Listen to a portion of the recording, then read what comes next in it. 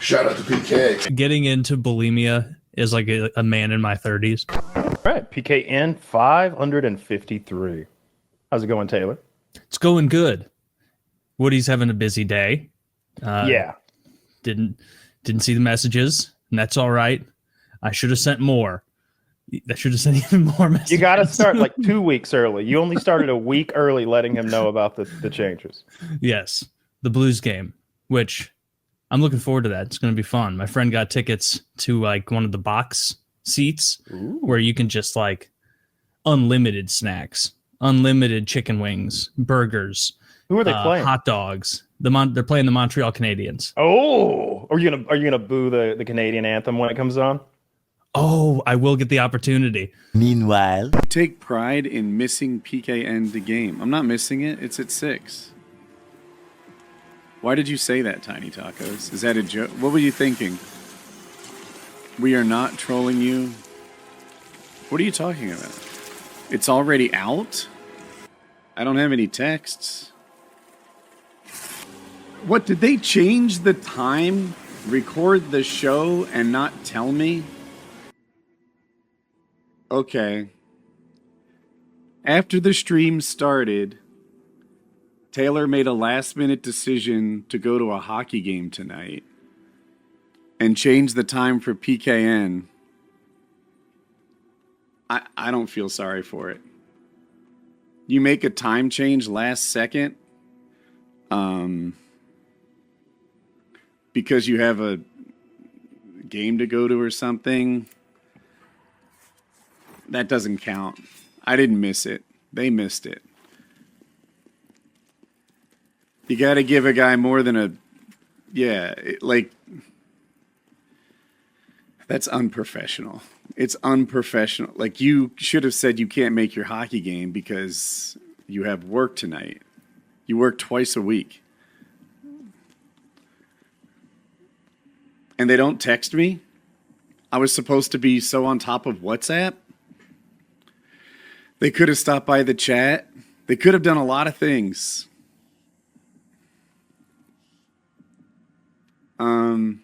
But they had a WhatsApp. I need to contain my thoughts and not say them in public. 10,000%. I'm like, why is chat shitting on me? Oh, chat shitting on me because at the last second...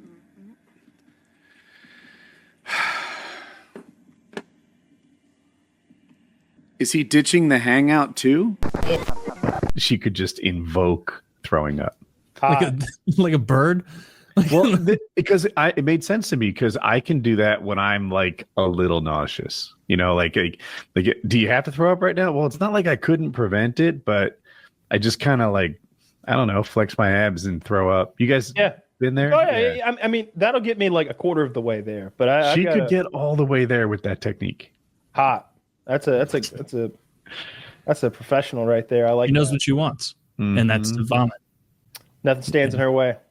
No, that seems horrible. Being bulimic, I wouldn't be able to enjoy my meal. You'd knowing that more. was coming. You'd enjoy it more. No, I would enjoy it less because I'd be like, you'd I'm enjoy gonna have it to go twice. vomit. You'd have dessert every night. You'd have an extra helping. That would make it easier to throw up because you'd be so stuffed. You need a palate cleanser, a little sherbet to make it come up nicely. That would be his getting into bulimia is like a man in my 30s.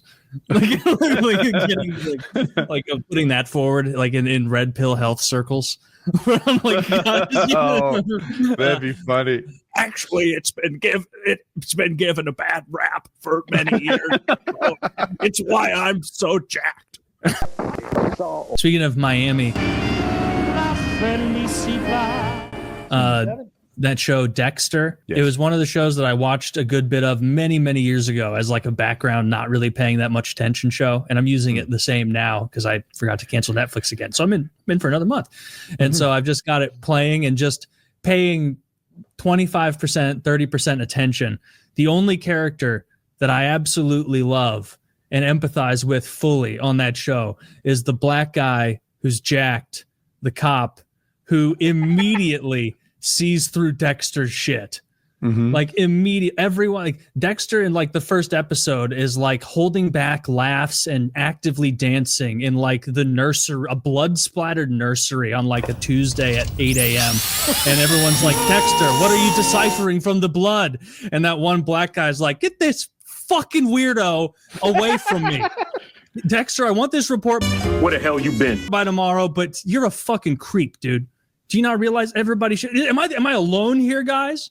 No one else is on my team. Everyone else is treating Dexter like a genius. He's like smirking, looking at beheaded children, or like he's like actively marveling with admiration in his eyes over like the precision of cuts to body parts of dead corpses. And the only guy who's on the ball is that jacked black guy who's like, Morgan, just give me the fucking report.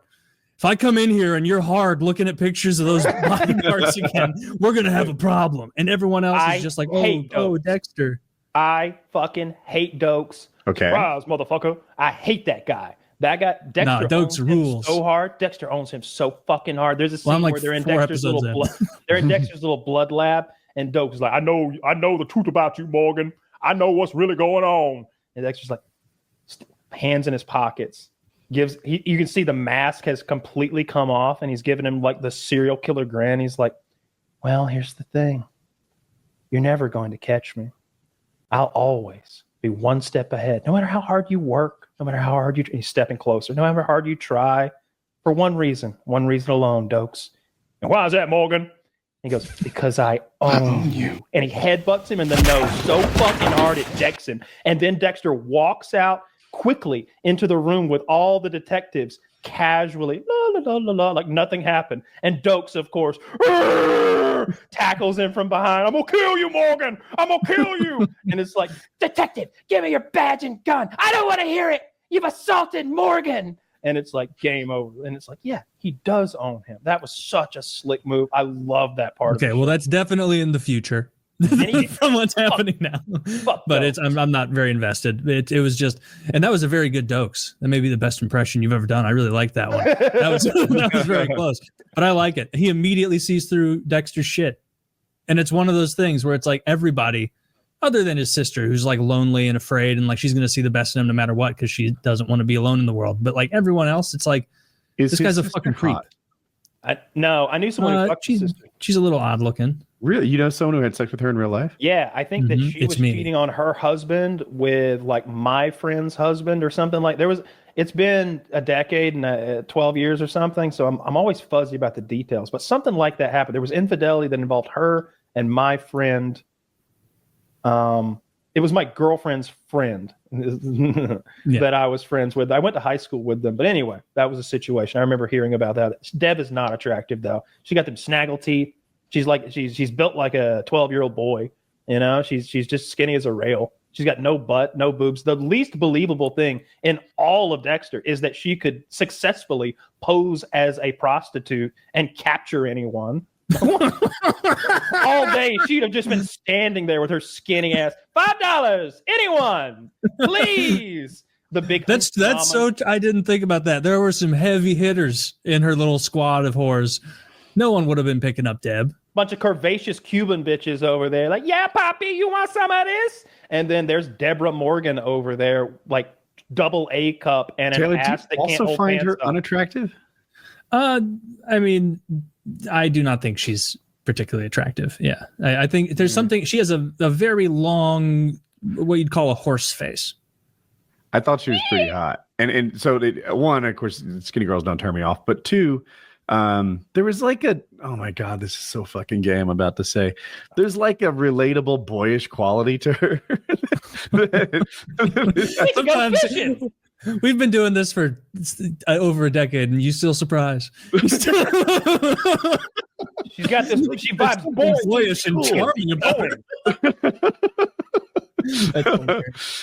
I think maybe what you're trying to say is she's got no, let it under the record. I nailed it. She has like super long clit, like it's.